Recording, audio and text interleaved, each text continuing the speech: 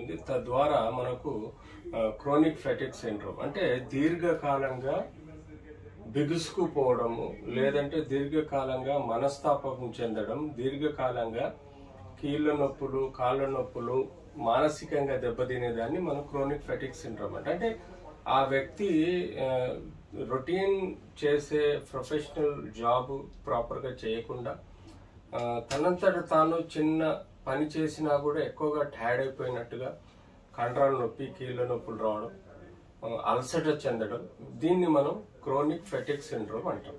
So most కామన్గా ఈ రోజున్న సోషల్ ప్రాబ్లమ్స్ ఎంత విపరీతంగా ఉన్నాయంటే ప్రతి ఒక్కరు సొసైటీలో సఫరింగ్ ఎక్కువ ఉంది.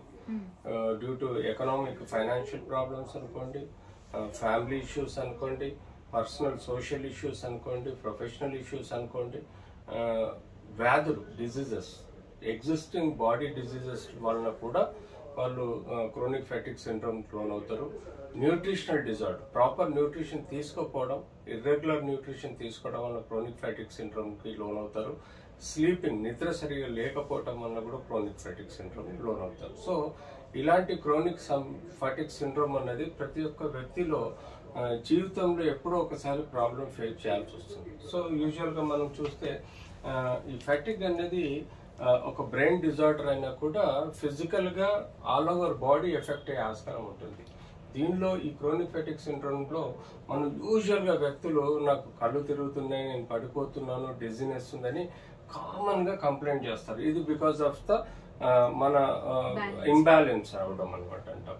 తర్వాత వచ్చేసి స్లీప్ డిజార్డర్స్ ఇందాక చెప్తున్నట్టే, అలాగే హెయిర్ లాస్ కూడా వీళ్ళలో ఎక్కువగా కనపడుతుంది. అంతేకాకుండా ఏ పని చేసినా ఎగ్జర్షన్ అయ్యి మ్యాలేజ్ అంటే ఒళ్ళంతా నొప్పులు ఉండటం, కాగ్నిటివ్ అంటే రికగ్నేషన్ ఏదైతే ఉందో ఆ ఇంపైర్మెంట్ అవడం, మడ్లింగ్ వర్డ్స్ అంటే ఇష్టం వచ్చినట్టు ఏదో ఒకటి మాట్లాడడం, అండ్ హెడేక్, కంటిన్యూస్గా హెడేక్ అని కంప్లైంట్ చేయడము, టెన్షన్ ఫీల్ అవడము, అప్పుడప్పుడు డిప్రెషన్ ఫీల్ అవడం, కొంతమందిలో ఫిట్స్ కూడా వచ్చే ఆస్కారం ఉంటుంది. సో ఇందులో హై లో టెంపరేచర్స్ అన్నది కామన్గా మనం వేరియబుల్గా చూస్తాము. విజన్ ప్రాబ్లమ్స్ కూడా యూజువల్గా ఏజింగ్లో కనపడతాయి. ఈ క్రోనిక్ ఫెటిక్ సిండ్రోమ్ 40-50 ఏజ్లో విజన్ ప్రాబ్లమ్స్ కూడా మనం క్యాంకర్ సోర్స్ అంటే ఈ మనకు గొంతులో నొప్పి రావడం, గొంతులో మంట రావడం, ఇట్లాంటివి మనం జనరల్గా ఈ వైరల్ డిజీజ్లో వచ్చే సిమ్టమ్స్ మనకు కనపడతాయి. సో మనకు పాల్పిటేషన్, గుండె దడ, గుండె కొట్టుకోవడం, ఛాతీలో నొప్పి అన్నది కూడా ఇది సైకలాజికల్గా ఉంటుంది, సొమాటిక్గా ఉంటుంది. అంతేకాకుండా సమ్ టైమ్స్ ఏజింగ్లో పెథలాజికల్గా కూడా గుండెలో సమస్యలు ఏర్పడే ఆస్కారం ఉంటుంది. వెయిట్ చేంజెస్ ఆబ్వియస్గా వీళ్ళలో ఒబేసిటీ రావచ్చు, లేదంటే కంప్లీట్ న్యూట్రిషన్ డౌన్ అయినప్పుడు బక్క చిక్కిపోవచ్చు. సో అది మనకు వెయిట్ చేంజెస్ కనబడతాయి. సో స్కిన్ మీద ర్యాషెస్, వీళ్ళకి ఒక టైప్ ఆఫ్ స్కిన్ డిజీజెస్ లాగా ఎప్పుడు స్కిన్ రాస్తూ ఉంటారు. తద్వారా వాళ్ళకి స్కిన్ ర్యాషెస్, రెడ్నెస్ ఏర్పడుతూ ఉంటాయి. సో అంతేకాకుండా మజిల్స్లలో cramps because of the vitamin D deficiency, calcium లాంటి సమస్యలు ఉండడం, మినరల్స్ తక్కువ ఉండడం, తద్వారా కూడా వీళ్ళకు మజిల్స్లలో వీక్నెస్ వచ్చి కాఫ్ మజిల్స్ క్రాంప్స్ రావడం. అంతేకాకుండా ఆడవాళ్ళలో యూజువల్గా జెనిటేలియాలో PMS, lack of sex drive కానీ, లాక్ ఆఫ్ సెక్సువల్ ఫంక్షన్ కానీ ఉండటం వల్ల కూడా ఫెటిక్ రావచ్చు. అంతేకాకుండా ఊపిరితిత్తులలో ఒక టైప్ ఆఫ్ వైరల్ డిజీజెస్ వచ్చినట్టు ఫ్లూ సిమ్టమ్స్, దగ్గు, తెమ్డ, జ్వరము, గొంతు నొప్పి, అంతేకాకుండా తెమ్డతో కూడిన దగ్గు రావడం, డ్రై దగ్గు రావడం లాంటివి కూడా మనకు కనబడతాయి. సో మనకు గ్రంథులు ఉంటాయి, కొన్ని లింఫ్ నోడ్స్ అని ఉంటాయి, అవి ఉబ్బడం అంటే సర్టెన్ ఇన్ఫెక్షన్స్ లో ఈ లింఫ్ నోడ్స్ అనేది పెరగడం. సో ఇలాంటి సమస్యలు మనం రెగ్యులర్ గా చూస్తాం.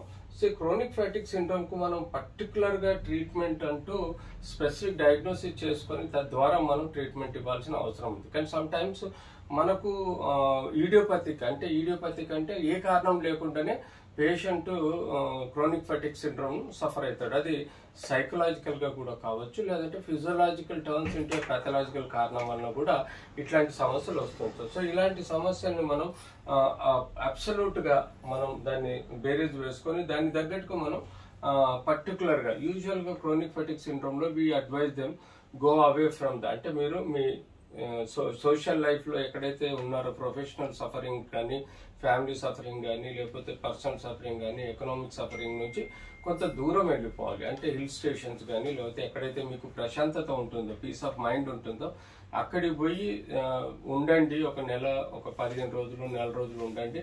కొంత సైకలాజికల్ గా స్ట్రెస్ తగ్గుద్ది. తద్వారా ఈ కోనిక్ ఫ్యాటిక్ సిండ్రోమ్ కూడా బాగా హెల్ప్ అవుతుంది. అంతేకాకుండా న్యూట్రిషనల్ థెరపీ అంటే proper nutrition, balanced protein, calcium and vitamin supplements, protein, calcium, fat తో కూడిన సప్లిమెంట్స్ ప్లస్ విటమిన్స్, మినరల్స్, ఇది ప్రాపర్ క్యాలిక్యులేటివ్ గా ఇవ్వాలి. ఒబేసిటీ అయితే కార్బోహైడ్రేట్ కొంత తగ్గించుకోవాలి.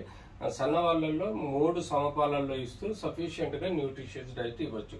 ప్రీబయోటిక్ అంటే ఇది మనకు ఈ ఏదైతే ఉన్నాయో కొన్ని మన బాడీలో బ్యాక్టీరియా ఉంటాయో వాటికి సంబంధించిన ప్రోబయోటిక్, ప్రీబయోటిక్ అనేది మన కొన్ని గుడ్ బ్యాక్టీరియా ఉంటాయి, కొన్ని బ్యాడ్ బ్యాక్టీరియా ఉంటాయి. సో ప్రోబయోటిక్స్ అనేది మనకు ఇంటర్నల్ గా హెల్ప్ చేస్తుంది. So that the digestive system proper గా ఉండడానికి, బాడీలో ఆక్సిడేటివ్ కెపాసిటీ, యాంటాక్సిడ్ హెల్పింగ్ కూడా ఉంటుంది. అంతేకాకుండా లైఫ్ స్టైల్ అడ్జస్ట్మెంట్స్ ఇందాక చెప్పినట్టు మనం మన స్ట్రెస్ నుంచి బయటపడడానికి దూర ప్రాంతాలకు పోవడం, హిల్ స్టేషన్స్ పోవడం, లైఫ్ స్టైల్ మార్చుకోవడం, రోజు ఉండే హ్యాబిట్స్ నుంచి దూరంగా మార్చుకోవడం, ఎర్లీగా లేవడం, ప్రొద్దున్నే మెడిటేషన్, యోగా, ప్రాణాయామం, ఫిజికల్ ఎక్సర్సైజెస్ చేయడం, తద్వారా కూడా మనలోని బాడీలో కొంత ఈ ఫెటిగ్నెస్ అనేది తగ్గించే ఆస్కారం ఉంటుంది. తీసుకునే డైట్ కూడా రెగ్యులర్ గా సమపాలల్లో కరెక్ట్ టైం గా తీసుకోవడం, evening after before sleep also కూడా కొంత మీరు వాకింగ్ అనేవన్నీ చేయగలిగితే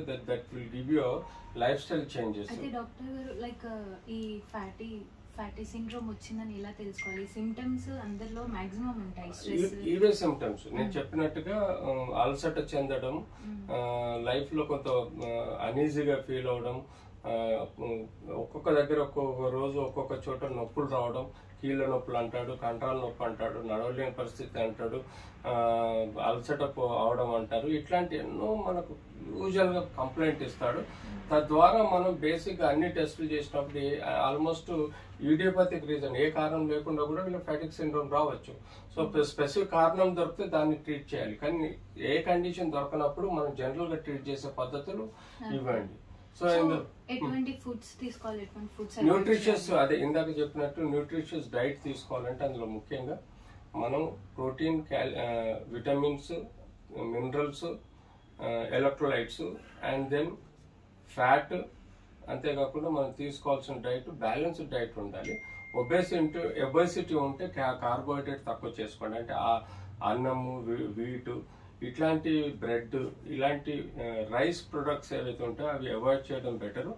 ఎక్కువగా green vegetables, even non veg తీసుకున్నా కూడా పర్లేదు, అది protein food. Eggs, nuts, dry fruits, ఇవి ఇలాంటివి కూడా మీకు డెఫినెట్లీ బాగా హెల్ప్ చేస్తాయి. తద్వారా మీ ఇమ్యూన్ సిస్టమ్ బూస్ట్ అయ్యి మీ ఫ్యాటిక్ ని కూడా తగ్గించే ఆస్కారం ఉంటుంది. ఓకే డాక్టర్, చాలా చక్కగా తెలియజేశారు. Thank you so much. Thank you. ఎన్ని మినిట్స్ వచ్చింది? 8 minutes వచ్చింది.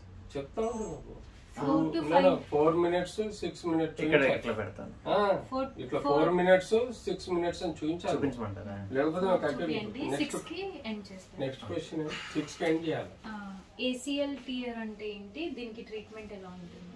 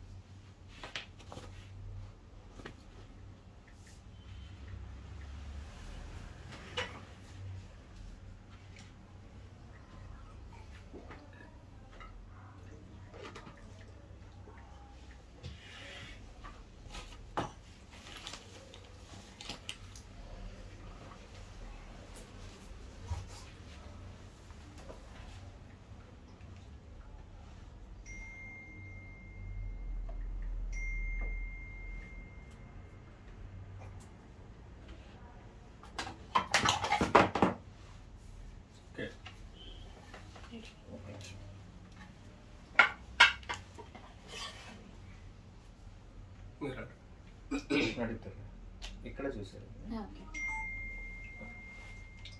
Hello doctor. డాక్టర్ గారు, ఏసీఎల్ టియర్ అంటే ఏంటి, అసలు దీనికి ట్రీట్మెంట్ ఎలా ఉంటుంది? సో అబ్సల్యూట్లీ నీలో మేజర్ లిగమెంట్ ఏదైతే ఉందో దాన్ని ఏసీఎల్ లిగమెంట్ అంటాం. ఈ ముఖ్యంగా ఈ పాయింట్లు చూడండి మీరు. ఇది మోకాలు జాయింట్ అండి. తొడ ఎముక, కాలు ఎముక రెండు కలిసినప్పుడు దీన్ని మోకాలు జాయింట్ అంటాము.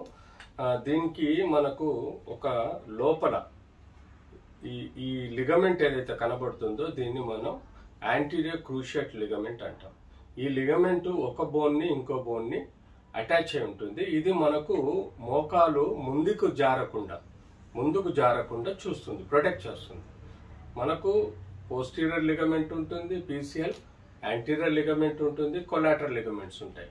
సో జాయింట్ను విత్ ఇన్ లిమిట్స్లో మూవ్మెంట్ అయ్యేటట్టు, జాయింట్ వదిలిపెట్టి జారకుండా ప్రొటెక్ట్ చేసే లిగమెంట్స్ మేజర్గా ఏసీఎల్ లిగమెంట్. ఈ లిగమెంట్ అన్నది మోస్ట్లీ ఇంజురీస్లలో ఇది రొటేషన్, మోకాలు ఇలా తిరిగినప్పుడు, సడన్గా మోకాలు ఇలా తిరిగినప్పుడు ఆ లిగమెంట్ కట్టే ఆస్కారం ఉంటుంది. సో ఈ లిగమెంట్ చాలా ఇంపార్టెంట్ లిగమెంట్. కామన్ ఇంజురీ, మోకాలు ఇంజురీస్ స్పోర్ట్స్ యాక్టివిటీలో కానీ, లేకపోతే ఏదైనా ట్రిపుల్ మెట్ల మీదకి వెళ్ళి బిగుసుకుపోయి రొటేట్ అయినా కానీ ఇలాంటి ఇంజురీ చూస్తాం. సో ఇది మనకు మోకాల్లో ఈ లిగమెంట్ అనేది యాంటీరియర్ క్రూషియేట్ లిగమెంట్. ఇది మోకాలు ఇలా రొటేషనల్ ఇంజురీ అయినప్పుడు ఇందులో ఈ లిగమెంట్ టియర్ అవడం అనేది మనం కామన్గా చూస్తాం. సో ఇది మేజర్గా స్పోర్ట్స్ ఇంజురీస్గా భావించడం జరుగుతుంది. యూజువల్గా ఇది కంప్లైంట్ ఎలా ఇస్తారంటే హిస్టరీ ఆఫ్ ఇంజురీ ఇస్తారు. మోకాలు ఇలా ట్విస్ట్ అయింది, లేకపోతే మోకాలు ఎదురుగా గుద్దుకున్నది, లేకపోతే ఏదైనా వచ్చి తగిలిందనే హిస్టరీ టిపికల్గా ఇస్తారు. దానికి తోడు మేజర్గా మోకాలు రొటేట్ అయినట్టుగా చెప్తారు. సో ఎప్పుడైతే హిస్టరీ చెప్తారో మేము యూజువల్గా క్లినికల్ టెస్ట్ చేస్తాము. క్లినికల్ అంటే థై పట్టుకొని, లెగ్ పట్టుకొని యాంటీరియర్గా మనం ముందటికి పుష్ చేసినప్పుడు నార్మల్ కన్నా ఎక్కువగా ముందటికి వచ్చిందంటే కాలు, దాని అర్థం మోస్ట్లీ ఏసీఎల్ ఇంజురీ అయినట్టుగా. ఎందుకంటే దాని కంట్రోల్ పోయింది.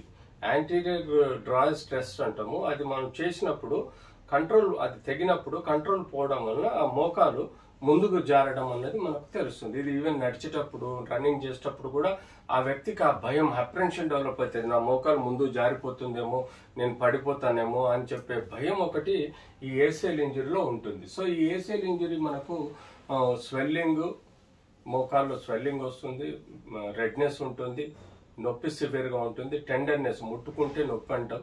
ఇలాంటి 4 సిమ్టమ్స్ మేజర్గా తో పాటు యాంటీడయాస్టస్ పాజిటివ్ అంటే మోకాలు కిందికి నొక్కినప్పుడు అది మన లిమిటేషన్ కు బయటకు రావడంని మనం ఈ 4-5 టెస్టుల ద్వారా మనం క్లినికల్ గా డయాగ్నోస్ చేస్తాం. తర్వాత మనం బేసిక్ ఎక్స్రే తీసుకొని దానికి అసోసియేటెడ్ ఫ్రాక్చర్స్ ఏమైనా ఉన్నాయో చూస్తాము. MRI is the best investigation. ఎంఆర్ఐలో మనకు క్లియర్ గా సాఫ్ట్ టిష్యూ, ఎందుకంటే ఏసీఎల్ అనేది బోన్ కాదు, అది ఒక లిగమెంట్, మెత్తటి కండరం కాబట్టి అది మనం కేవలం ఎంఆర్ఐలో చూడగలుగుతాం. ఎక్స్రేలో కానీ సిటీ స్కాన్లో చూడలేం. సో ఎంఆర్ఐలో ఇది ఎక్కడ డ్యామేజ్ అయింది, ఏ స్టేజ్లో డ్యామేజ్ అయింది, పూర్తిగా డ్యామేజ్ అయిందా, ఫ్యూ ఫైబర్స్ కట్ అయిందా అన్నది కూడా మనకి ఎంఆర్ఐలో తెలుస్తుంది.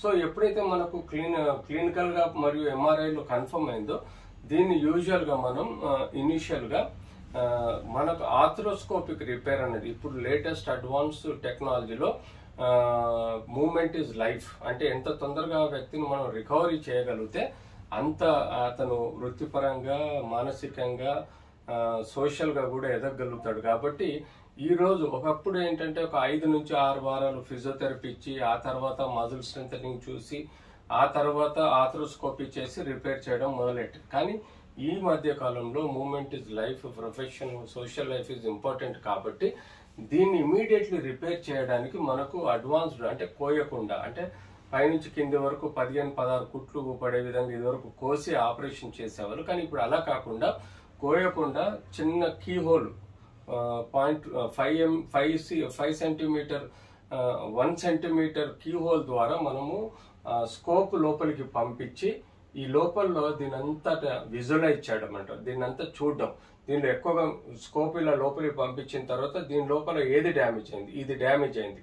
సో దీన్ని మొత్తం క్లీన్ చేసేసి ఈ చుట్టుపక్కల ఏదైతే ఉన్నాయో అవి చూసుకొని ఆర్థ్రోస్కోపీలో ఇది ఒక్క పార్ట్ ఏదైతే కట్ అయిందో దాన్ని మొత్తం శుభ్రం చేసేసి మనకు ఇలాంటి లిగమెంట్స్ కాల్లో ఉంటాయి. ఇలాంటి లిగమెంట్స్ ని మనము హార్వెస్ట్ చేస్తాం. అంటే వేరే చోట ఉండే ఇక్కడ కాల్ దగ్గర ఒక లిగమెంట్ ఉంటుంది. ఆ లిగమెంట్ ని మనము అంటే లిగమెంట్ అంటే ఈ గట్టి కండరం అన్నట్టు. ఆ లిగమెంట్ ను మనము ఇక్కడ నుంచి ఒక వేస్ట్ లిగమెంట్ ఉంటుంది.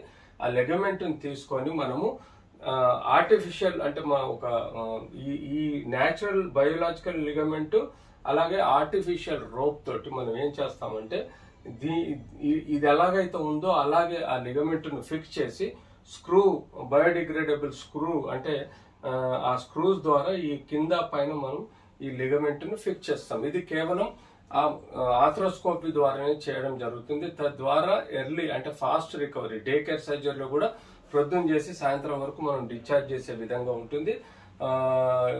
మనము quadriceps exercises, knee bending exercises immediately మనము next day or third day చేయడం జరుగుతుంది according to the person's problem.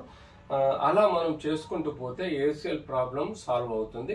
మళ్ళీ యథావిధిగా నార్మల్ సిచ్యువేషన్ లో నడవడానికి మనకు అవసరం ఉంటుంది. ఓకే, ఈ ఆర్థోస్కోపీ చేసిన తర్వాత తొందరగా రికవర్ అవుతానన్నారు కదా, దాని తర్వాత తీసుకోవాల్సిన కేర్ అబ్సల్యూట్ ఏంటంటే యూజువల్ గా డాక్టర్ సజెస్ట్ చేసేది అంటే ఫస్ట్ క్వాడ్రిసెప్స్ మజిల్ స్ట్రెంథనింగ్ చేయండి, నీ బెండింగ్ ఎక్సర్సైజ్ చేయండి, స్టాటిక్ యాక్టివ్ ఎక్సర్సైజెస్ అంటే passive and active exercises parallel గా చేయండి, పార్షియల్ వెయిట్ బేరింగ్ చేయండి, తర్వాత ఫుల్ వెయిట్ బేరింగ్ చేయడము, కొన్ని రోజుల్లో అవసరం ఉంటే బ్రేస్ సపోర్ట్ తీసుకొని నడవడము, ఇలాంటి కేర్ తీసుకోవచ్చు.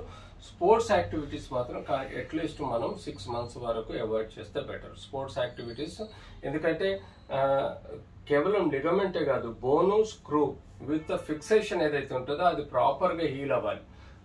లిగమెంట్ బోన్ లో కంప్లీట్ గా హీల్ అవుతేనే మనం ఏ స్పోర్ట్స్ యాక్టివిటీస్ కూడా వీలవుతుంది. సో ఆ విధంగా మనము కనీసం ఒక 6 months వరకు స్పోర్ట్స్ యాక్టివిటీ ఉండదు. బట్ రొటీన్ యాక్టివిటీస్, జాబ్, కావాల్సిన ఇంట్లో చేసే పనులు, బయట తిరిగే పనులన్నీ మీరు యథావిధిగా సపోర్ట్ తోటి చేసుకోవచ్చు. తీసుకోవాల్సిన ఫుడ్ ఏంటి? అబ్సల్యూట్లీ దీనికి ఫుడ్ రిలేషన్ ఏం లేదండి.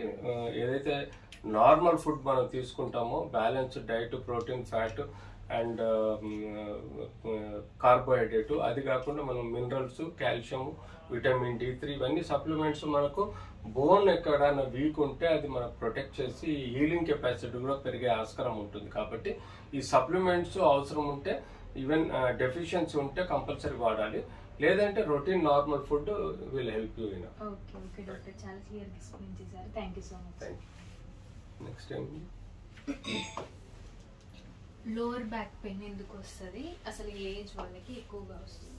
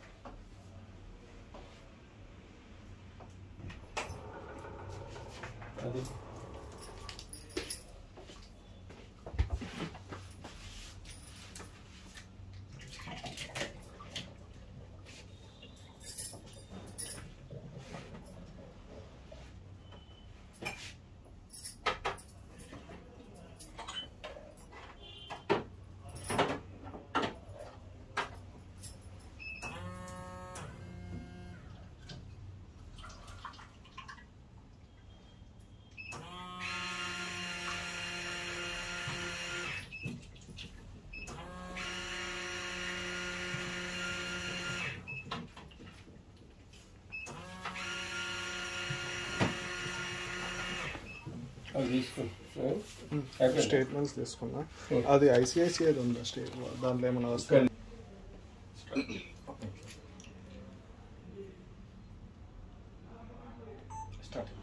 Hello doctor.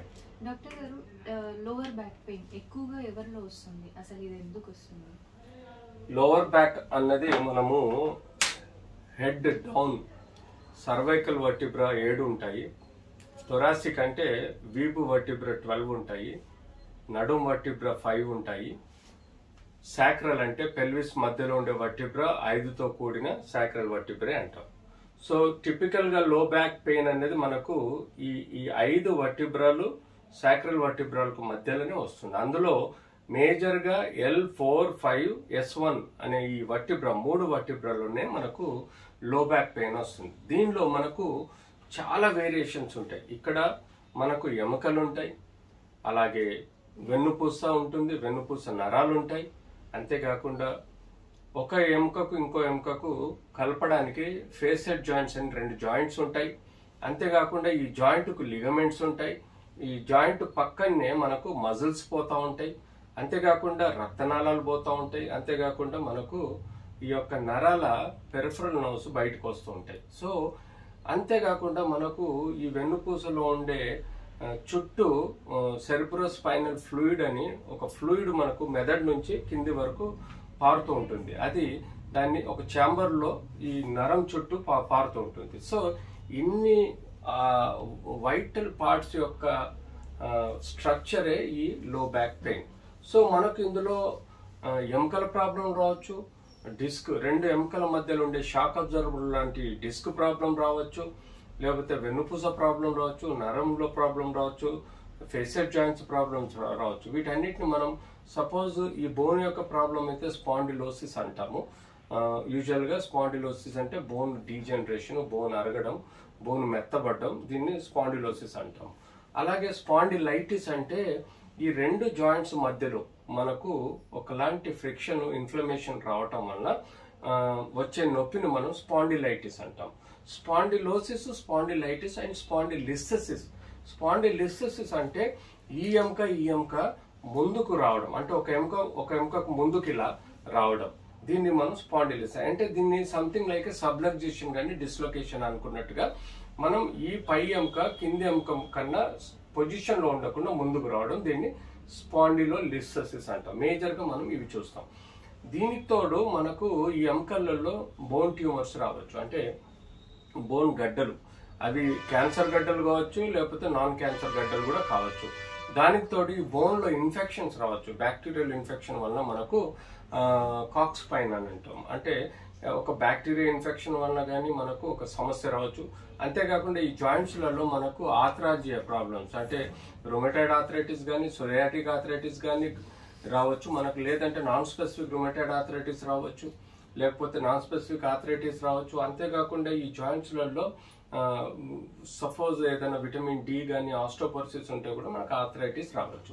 ఇలా మనము బోన్స్ కు సంబంధించిన ఎన్నో సమస్యలు చూస్తూ ఉంటాం. మనం కామన్ గా ఈ సొసైటీలో చూసేది ఏంటంటే ఈ బోన్ లో ఉండే డిస్క్, బోన్ కు మధ్యలో ఈ డిస్క్ అన్నది షాక్ అబ్జర్వర్ లాగా ఉంటుంది. మనము వెహికల్ యొక్క షాక్ అబ్జర్వర్ ఎట్లయితే ప్రొటెక్ట్ చేస్తుందో ఈ డిస్క్ కూడా మనం ఎగిరి దుంకినా, ఎక్కడైనా మనకు ఏదైనా అన్టువర్డ్ ప్రాబ్లం వచ్చినా కూడా ఈ ఎముక రాసుకోకుండా ప్రొటెక్ట్ చేసే మనకు ఈ డిస్క్ ని మనము డిస్క్ ప్రాబ్లం అంటారు. సపోజ్ ఫర్ ఎగ్జాంపుల్ ఈ డిస్క్ ఎప్పుడైనా పగిలిపోయింది అనుకోండి, ఈ డిస్క్ పగిలినప్పుడు మనకు యూజువల్ గా వెనకాల ఉండే నరం ఉంది కదా, ఈ ఎల్లో కలర్ నర్వ్స్, ఈ డిస్క్ పగిలిపోతుంది. అంటే షాక్ అబ్జర్వర్ యొక్క ఆయిల్ సీల్ ఎలా అయితే బస్ట్ అవుతుందో అలాగే ఈ డిస్క్ యొక్క రింగ్ కూడా బస్ట్ అవుతుంది కొన్ని కారణాల వల్ల. సో ఆ డిస్క్ బస్ట్ అయినప్పుడు దానిలో నుంచి ద్రవము ఏదైతే జెల్ లాంటి టిష్యూ ఉంటుందో అది వెనకాల వచ్చి ఈ నరాన్ని నొక్కుతుంది. సో మనకు ఎలాగైతే current wire, meter, switchboard, అలాగే ట్యూబ్ లైట్ ఎలాగైతే ఉంటుందో వైర్ కనెక్షన్స్, అలాగే మెదడు, వెన్నుపూస, దాని నుంచి మన బాడీలో నరాలను సప్లై ఉంటుంది.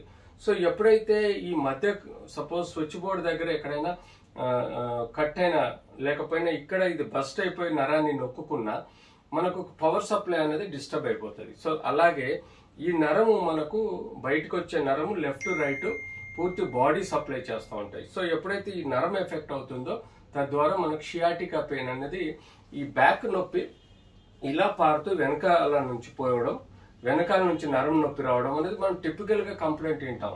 అది లెఫ్ట్ కావచ్చు, రైట్ కావచ్చు, లేదంటే 2 సైడ్ లో ఉండొచ్చు, లేదంటే మధ్యలో బెండ్ అయినా, దగ్గినా, తుమ్మినా కూడా నొప్పి రావచ్చు. సో సెంట్రల్ కార్డ్ ప్రెషర్ అంటాం. అంటే డైరెక్ట్ వెన్నుపూసకు ప్రెషర్ రావడం లేదంటే రూట్ ప్రెషర్ రావడాన్ని మనం క్లినికల్ గా డయాగ్నోస్ చేసుకోవచ్చు. సో అలా మనం ఈ డిస్క్ అనేది చూడొచ్చు. సో అంతేకాకుండా వెన్నుపూసలో కూడా మనకు tumours, benign tumours, cancer tumours అంటే గడ్డలు రావచ్చు. అంతేకాకుండా ఇన్ఫెక్షన్స్ రావచ్చు అందులో. అలాగే నేను ఇందాక చెప్పినట్టు కీలోవాతం రావచ్చు.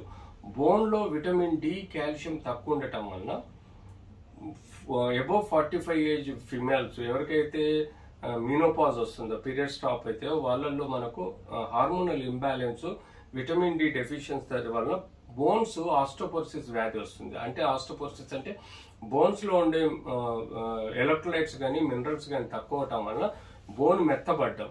ఈవెన్ చిన్నగా చైర్లో నుంచి కింద పడ్డ ముసలావిడ కానీ, బెడ్ మిల్కిల్ కింద పడ్డ ముసలావిడ కూడా ఈ బోన్స్ పగిలిపోతూ ఉంటాయి, బోన్ మెత్తబడతా ఉంటాయి, బోన్ ఇరిగిపోతూ ఉంటాయి. సో దాన్ని మనం ఆస్టోపోరోటిక్ ఫ్రాక్చర్స్ అని ఓల్డ్ ఏజ్ లో అంటాం. సో ఇలా మనం ఎన్నో రకాల వ్యాధులు నడుము నొప్పికి కారణమవుతుంది. ఈవెన్ సమ్ టైమ్స్ కొంతమంది ఆడవాళ్ళల్లో గర్భసంచిలో ఇన్ఫెక్షన్స్ ఉంటూ కూడా అది రేడియేటింగ్ పెయిన్ నడుము నొప్పికి దారితీస్తుంది. అంతేకాకుండా కొంతమంది కిడ్నీలో రాళ్ళు ఉన్నప్పుడు కూడా నడుము నొప్పికి దారితీస్తుంది. ఇలా ఎన్నో కారణాలు ఉంటాయి. కాబట్టి బేసిక్ గా X-ray, ultrasound, CT scan, MRI చేసి మనం పర్టికులర్ గా ప్రాబ్లమ్ ని ఎవాల్యుయేట్ చేసుకుని డయాగ్నోస్ చేసుకున్న తర్వాత ఒక ప్రాపర్ డయాగ్నోసిస్ కి వచ్చిన తర్వాత ఆ ప్రాపర్ వేలో వెదర్ కన్జర్వేటివ్ అంటే మందులు, బ్రేసు, ఫిజియోథెరపీ, కొన్ని ఇంజెక్షన్ ద్వారా మనం నొప్పిని కంట్రోల్ చేయొచ్చు. కొన్ని మాత్రం తప్పనిసరి పరిస్థితుల్లో స్టేజ్ ప్రకారం ఆ పెథలాజికల్ ప్రాబ్లం ప్రకారం మనం అవసరం ఉంటే సర్జరీ చేయాల్సిన అవసరం. సో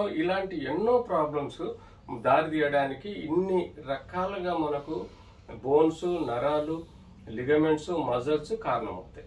ఇది ఏజ్ వారికి ఎక్కువగా వస్తుంది డాక్టర్? ఇది ఒక ఏజ్ అంటూ కాదండి. చిన్న పిల్లల నుంచి మొదలెడితే మనకు చనిపోయేంత వరకు ఏజ్ లోనే రావచ్చు. కానీ ముఖ్యంగా 45 దాటిన వాళ్ళు, 35 నుంచి 45 దాటిన వాళ్ళలో ఎక్కువగా స్పాండిలైటిస్ ప్రాబ్లం వస్తుంది.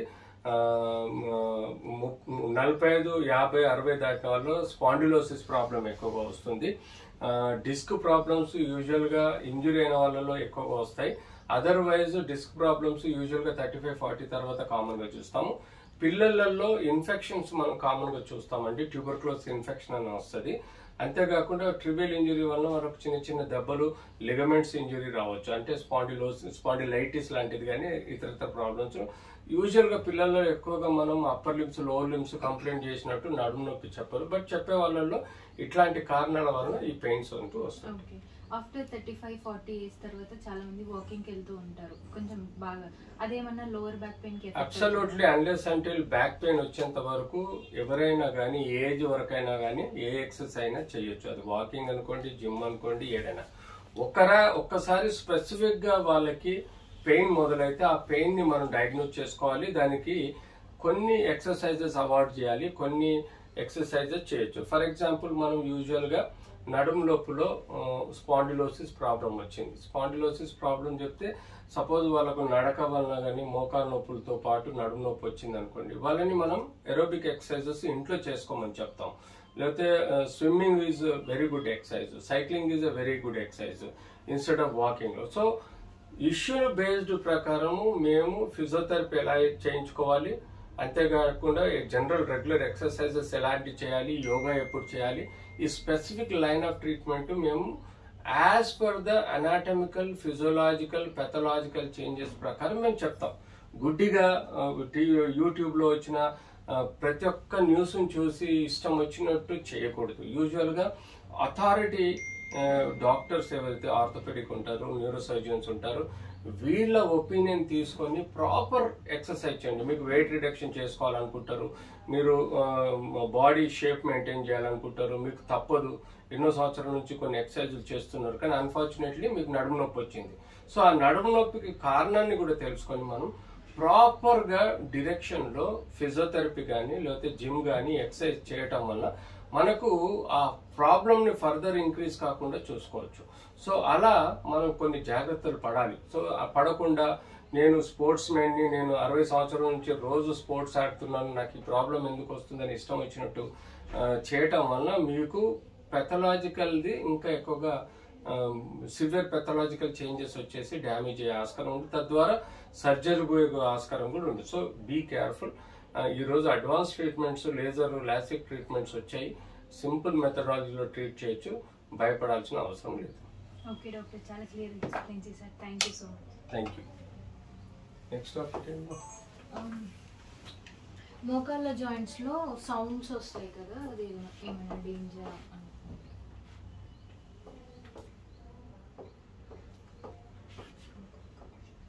ఇది స్పోర్ట్స్ ఇంజురీది ఇందాక ఒక టాపిక్ లో కవర్ అయింది కదా, సో దాని ప్లేస్ లో వేరే క్వశ్చన్ రీప్లేస్ చేద్దామా? PRP injections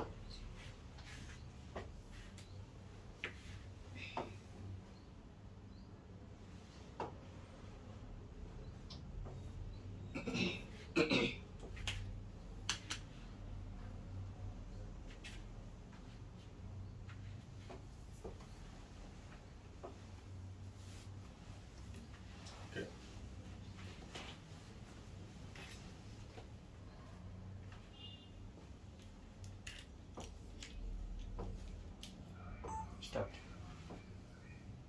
hello doctor. Hi. Doctor గారు, మోకాళ్ళ జాయింట్స్ లో సౌండ్స్ వస్తూ ఉంటాయి కదా, అవి అసలు ఎందుకు వస్తాయి?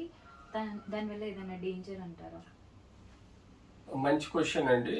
బట్ ఫార్చునేట్లీ నీ సౌండ్స్ అనేది నెగ్లిజిబుల్ సౌండ్స్ అండి. ఫస్ట్ అండ్ ఫార్మోస్ట్ ఆ నీ సౌండ్స్ గురించి కంగారు పడాల్సిన అవసరం లేదు. కామన్గా చాలా మందికి నీ సౌండ్స్ వస్తూ ఉంటాయి, కంగారుతోటి మా దగ్గర వస్తుంటారు. ఇన్ డీటెయిల్గా ఆ నీ సౌండ్స్తో పాటు పెయిన్, స్వెల్లింగ్, టెండర్నెస్ ఉంటే తప్ప మీరు మా దగ్గరికి రావాల్సిన అవసరం లేదు. నీ సౌండ్స్ అనేది కామన్గా ఒక ఎయిర్ బబుల్ సౌండ్స్. మనం మోకాల్లో ఒక సిస్టమ్, ఒక ఇంజన్లో ఎలాగైతే ఆయిల్ ఉంటుందో మోకాల్లో కూడా ఒక లూబ్రికేటింగ్ ఆయిల్ అంటూ ఉంటుంది. దానిలో ఎయిర్ బబుల్స్ వస్తూ ఉంటాయి. అన్ఫార్చునేట్లీ అవి ఎయిర్ బబుల్స్ పక్కనున్న టిష్యూకు తగిలినప్పుడు అవి పాపీ సౌండ్స్ అనేది ఇస్తూ ఉంటాయి. అంతేకాకుండా మనకు ఈ స్ట్రక్చర్లో, ఈ జాయింట్ స్ట్రక్చర్లో మనకి ఈ లిగమెంట్స్ కూడా ఉంటాయి. ఈ లిగమెంట్స్ కొన్ని దీనికి మధ్యలో ఏదైతే ఫ్లూయిడ్ ఉంటుందో ఈ ఫ్లూయిడ్ రిఫ్లెక్ట్ అయిపోతుంది అన్నమాట. ఈ టిష్యూకి రిఫ్లెక్ట్ అయినప్పుడు కూడా మనకు పాపీ సౌండ్స్ వస్తాయి. పాపీ సౌండ్స్ అంటే ఒకసారి మనం వింటే అవి క్లాప్ కొట్టి పోతున్నట్టుగా వస్తూ ఉంటాయి. అంతేకాకుండా ఈ స్ట్రక్చర్స్ ఎక్కడైతే లిగమెంట్స్ డ్యామేజ్ ఉంటే అదొక డిఫరెంట్గా పెయిన్ వస్తుంది. కానీ యూజువల్గా పెయిన్లెస్ పాపీ సౌండ్స్ని మనం ఎట్టి పరిస్థితుల్లో పరిగణలోకి తీసుకోవద్దు. ఆ పాపీ సౌండ్స్ అన్నట్టు టెంపరీగా బబుల్స్ వలన వచ్చేటివి ఉంటాయి. లేకపోతే ఈ స్పేస్లో, అంటే ఇది ఓపెన్ ఇంటర్నల్గా ఖాళీ స్పేస్ ఉంటుంది, దానిలో ఫ్లూయిడ్ ఉంటుంది, దానిలో ఇంపార్టెంట్ లిగమెంట్స్ ఉంటాయి. ఈ లిగమెంట్ కానీ లేకపోతే ఈ డిస్క్ కానీ, ఈ డిస్క్ని మనం మెనిస్కస్ అంటాము, ఈ లిగమెంట్ని ఏసియల్ లిగమెంట్ అంటాము. ఈ మధ్యలోనే మనకు ఫ్లూయిడ్ మూవ్ అవుతూ ఉంటుంది. మనం ఆడిచ్చే మోకాలకు ఇది సపోర్ట్ చేస్తుంది. ఎప్పుడైతే ఈ బోన్కు మధ్యలో ఉండే డిస్క్లో కూడా మనకు అప్పుడప్పుడు పాపీ సౌండ్స్ వస్తుంటాయి. దానికి మనం కంగారు పడాల్సిన అవసరం లేదు. నొప్పి ఉంటే కంగారు పడాలి, నొప్పి లేకపోతే. అంతేకాకుండా జాయింట్కు ముందు ఈ యొక్క పటెలా బోన్ అని ఉంటుంది, మనం ఫీల్ అవుతాం అందరం. ఆ మోకాలు ముందట ఉండే బోన్ని పటెలా బోన్ అంటాము. ఈ బోన్కు మధ్యలో ర్యాపిడిటీ ఏదైతే ఉంటుందో ఈ మధ్యలో లిగమెంట్కును దీనికి మధ్యలో ఉన్న గ్యాప్ లో కూడా మనకు పాపీ సౌండ్స్ వస్తుంటాయి. ఇవన్నీ మనము యూజువల్ గా ఎప్పుడోసారి వస్తే వాటిని ఎట్టి పరిస్థితుల్లో పట్టించుకోవద్దు. కానీ ఓల్డ్ ఏజ్ లో, డీజనరేటివ్ చేంజెస్ లో, ఎముకలు అరిగిపోయినప్పుడు స్టేజ్ 1, 2, 3, 4 లో మనకు ఈ యొక్క లిగమెంట్స్ ఇంజురీ కానీ బోనీ ఇంజురీస్ కానీ అయినప్పుడు ఈ ఏదైతే లిక్విడ్ ఫ్లూయిడ్ ఉంటుందో ఆ ఫ్లూయిడ్ కొన్ని ఈ బోన్కు మధ్యలో కార్టిలేజ్ డ్యామేజ్ అయినప్పుడు మనకు కొన్ని ఫ్లాపీ సౌండ్స్ వస్తాయి. సో పెయిన్, స్వెల్లింగ్, టెండర్నెస్ ఈ మూడుతో పాటు మనకు పాపీ సౌండ్స్ వచ్చినప్పుడు దాన్ని ప్రాపర్గా ఇన్వెస్టిగేట్ చేయాలి. ప్రాపర్గా హిస్టరీ తీసుకోవాలి, క్లినికల్ ఎగ్జామినేషన్ చేసుకోవాలి, అవసరం ఉంటే ఎక్స్రే, సిటీ, ఎంఆర్ఐ చేసుకోవాలి. తద్వారా పెథాలజీ ఏదైతే అయిందో అది మెనిస్కల్ ఇంజురీ అయిందా, లేకపోతే కార్టిలేజ్ ఇంజురీ అయిందా, లేకపోతే ఏసియల్ ఇంజురీ అయిందా, లేకపోతే బర్స్ అంటాం. అంటే ఈ కండరము ఎముకకు రాసుకున్నప్పుడు రెండింటికి మధ్యలో ఒక ఫ్లూయిడ్ లాంటి టిష్యూ ఉంటుంది, బర్సా ఉంటుంది. ఆ బర్సా డ్యామేజ్ అయినప్పుడు కూడా ఈ ఫ్లాపీ సౌండ్స్ వస్తాయి. సో పర్టికులర్ గా ఒక సౌండ్ తో పాటు నొప్పి ఉంటే దాన్ని పెథాలజికల్ పరిగణలోకి తీసుకొని ఇన్వెస్టిగేట్ చేయాలి. అదర్వైజ్ ఆర్డినరీ పాపీ సౌండ్స్ కి ఎట్టి పరిస్థితుల్లో కంగారు పడాల్సిన అవసరం లేదు. ఇది యూజువల్ గా నార్మల్ గా మనం అవాయిడ్ చేయడము బెస్ట్. బట్ పెయిన్ వస్తే మాత్రం దాన్ని పర్టికులర్ ఇన్వెస్టిగేట్ చేసి ట్రీట్మెంట్ చేయాల్సిన అవసరం ఉంటుంది. షార్ట్ అది పెద్దగా ఉంటుంది. ఓకే డాక్టర్, చాలా క్లియర్ ఎక్స్ప్లెయిన్ చేశారు. Thank you so much. ఇంకేదండి? PRP injection. పిఆర్పి ఇంజెక్షన్స్ గురించి తిట్టాలి కదా.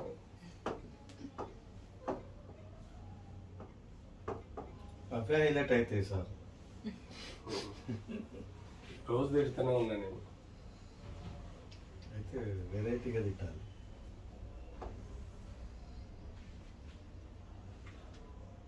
వాడి మీద కేసు వేసినాం, వాడి ఇంజక్షన్ ఇచ్చేటోళ్ళని పోలీస్ కేసు వేసినాం.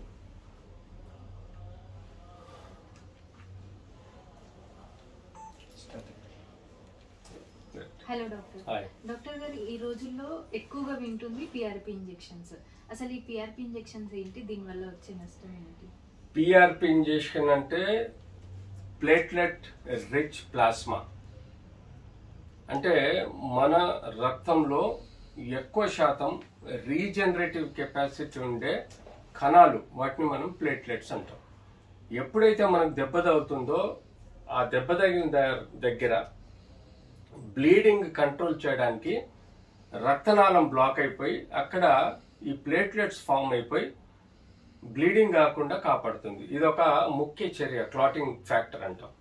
ఈ క్లాటింగ్ ఫ్యాక్టర్ అన్నది మన బాడీలో లేకపోతే మనకు యూజువల్గా చాలా మంది చిన్న దెబ్బలకు కూడా చనిపోయే ఆస్కారం ఉంటుంది. సో మనకు ఈ ప్లేట్లెట్స్ రీజనరేటివ్, ఎక్కడైతే టిష్యూ డ్యామేజ్ అవుతుందో ఆ టిష్యూ దగ్గర బ్లడ్ క్లాట్ ఏర్పడి ఆ క్లాట్ నుంచి మనకు క్లాటింగ్ ఫ్యాక్టర్స్, ఈ యొక్క ప్లేట్లెట్స్ కూడా మనకు హెల్ప్ చేస్తాయి వూండ్ హీలింగ్. అందుకని మనకు ఎంత దెబ్బ తగిలినా కూడా 6 నుంచి 8 రోజుల్లో హీల్ అయిపోతుంది. అంతేకాకుండా ఏ బోన్ ఇంజురీ కానీ మనకు 3 నుంచి 6 వారాల్లో హీల్ అయిపోతుంది. దానికి ముఖ్య కారణము మన బాడీలో ఉండే కో ఫ్యాక్టర్స్ ఏవైతే ఉంటాయో వాటి వల్ల ప్రొటెక్షన్. అలాగే ఈ పిఆర్పి ఇంజెక్షన్ కూడా మనకు ముఖ్యంగా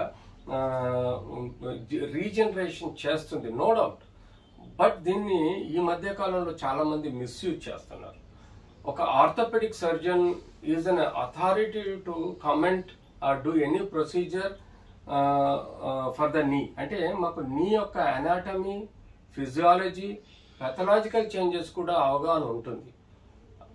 కానీ ఒక అనెస్థీషియా డాక్టర్, ఒక ఎంబీబీఎస్ డాక్టరు యూజువల్గా మెడికల్ ట్రీట్మెంట్ ఇస్తే పర్వాలేదు, కానీ ఇంటర్వెన్షనల్ ట్రీట్మెంట్ ఇవ్వడం ఇది ఒక అపోకి, ఒక మాల్ ప్రాక్టీస్కు దారితీస్తుంది. ఇక్కడ మేము చెప్పేది ఏంటంటే పిఆర్పి ఇవ్వకూడదని అట్లే, పిఆర్పి ఇవ్వండి. పిఆర్పి ఇవ్వాలంటే మీరు స్పెసిఫిక్ డయాగ్నోసిస్కి రావాలి. మనం ఆర్థోపెడిక్ సబ్జెక్ట్లో ఒక స్పెసిఫిక్ డయాగ్నోసిస్కి స్పెసిఫిక్ ట్రీట్మెంట్ ఉంటుంది. అంటే స్టేజ్ 1కి మనం యూజువల్గా అంటే మోకాల్లో ఈ పొరలు దెబ్బతింటాయి. ఎప్పుడైతే ఈ మోకాలు ఉందో మోకాల్లో మెత్తడి పొరలు దెబ్బతిని గట్టి బోన్ ఎక్స్పోజ్ అయ్యి బోన్ వాపు, నొప్పి, ఎర్రబడడం, డీఫార్మిటీ రావడం మనం చూస్తాం. ఇది స్టేజ్ 1, 2, 3, 4లో మనం పర్టికులర్గా చూస్తాం. సో దానికి ఏం చేస్తాము, మన పేషెంట్ యొక్క రక్తం నుంచి ఒక 4 cc 4 ml రక్తం తీసుకొని దాన్ని మనం సెంట్రిఫ్యూజ్ చేస్తాం అన్నమాట. ల్యాబ్లో సెంట్రిఫ్యూజ్ చేసి దానిలో మనకు కణాలను సపరేట్ చేస్తాం.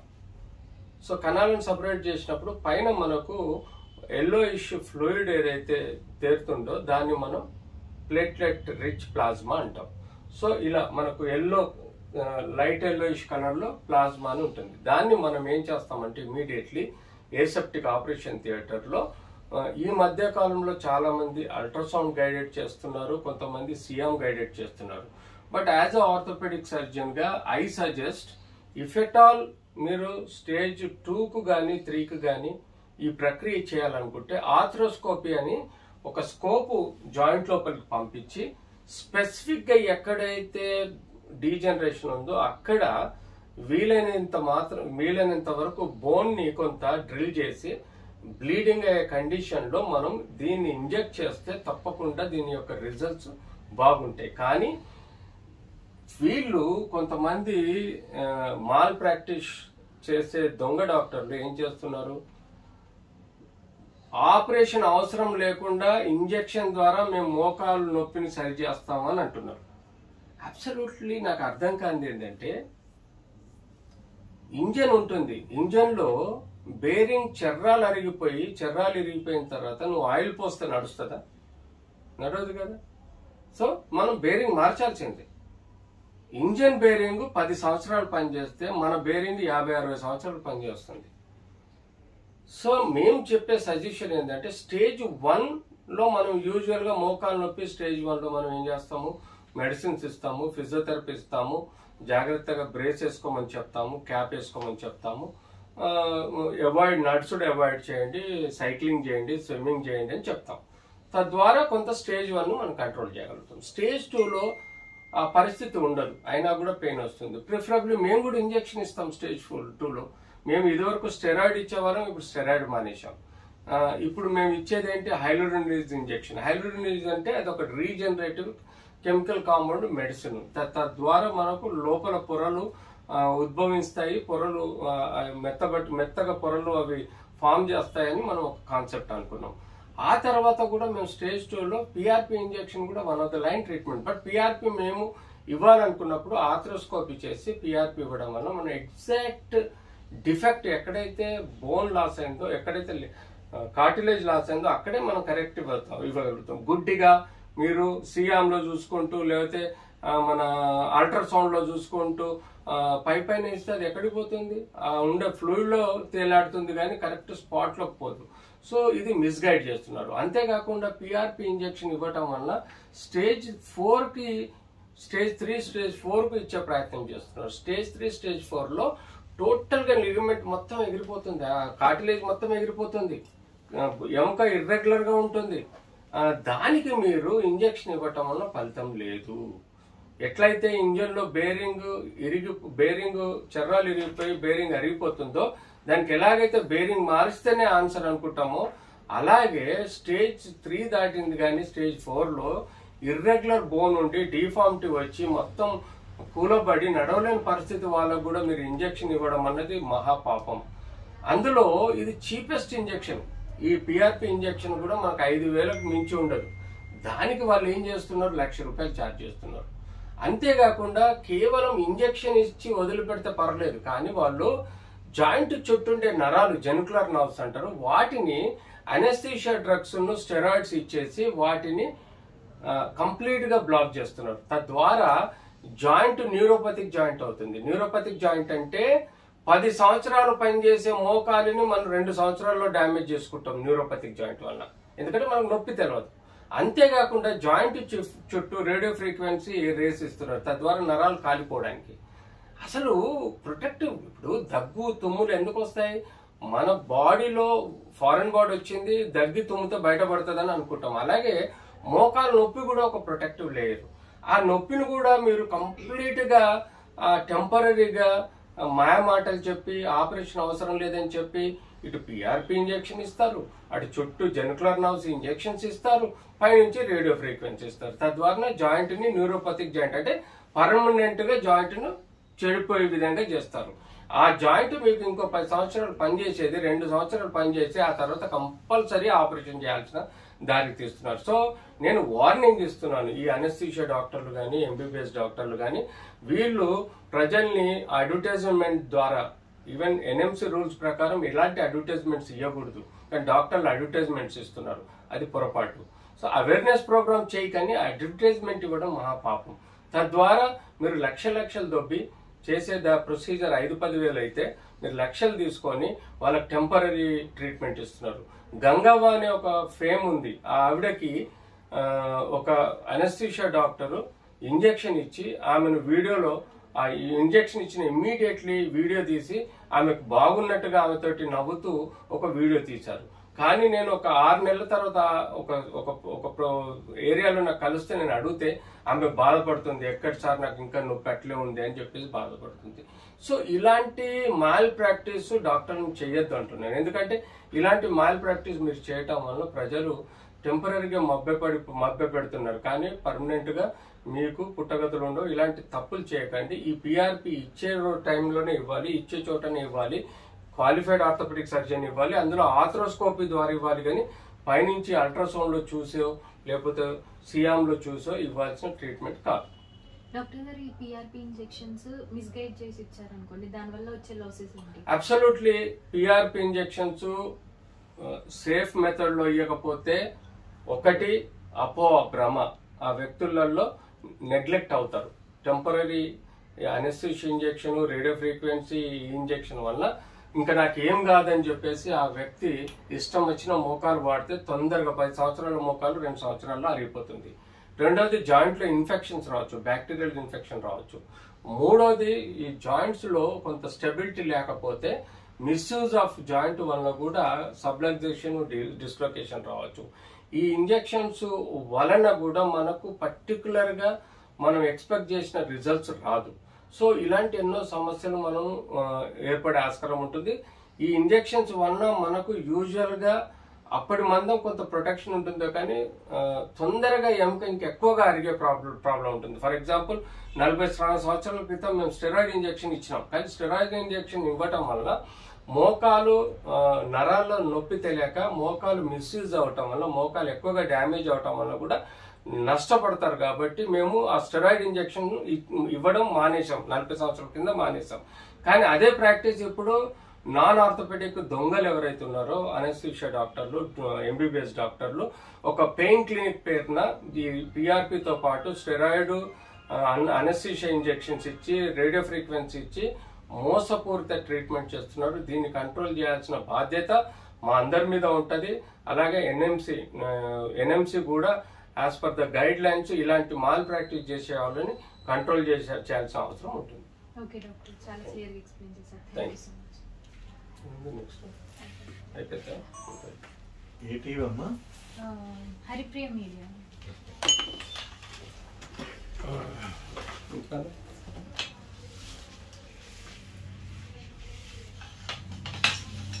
క్వశ్చన్స్ ఒక్కసారి అడగగలరా?